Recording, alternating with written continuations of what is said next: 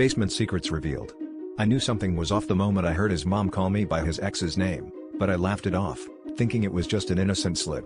We were at his family dinner, and she seemed flustered, quickly correcting herself with an awkward chuckle. I let it slide, not wanting to make a scene, but the nagging feeling wouldn't shake off.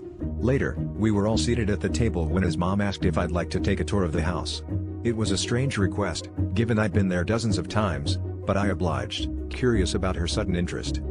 As we moved from room to room, I noticed the basement door was slightly ajar, and instinctively, I headed towards it. His mom hesitated, and her face turned a shade paler, but I didn't stop. I descended the stairs, my heart pounding with each step, and there she was, his ex, sitting casually on the couch, scrolling through her phone like she owned the place.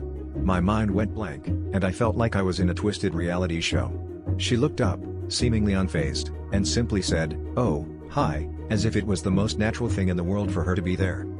I stormed back upstairs, my emotions a chaotic mix of rage and betrayal.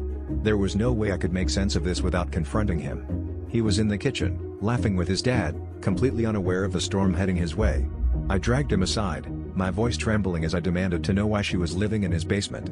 His face instantly dropped, and he stammered, trying to find an excuse that would make this whole mess seem reasonable. But the truth slipped out, she had nowhere else to go, and he didn't know how to tell me, and somehow, it was supposed to be okay.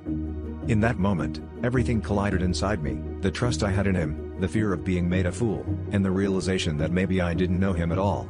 But the real twist hit when his mom, eyes filled with pity, confessed that she thought I already knew. The internal conflict was a whirlwind. Was I here out of love, or was it just fear of being alone?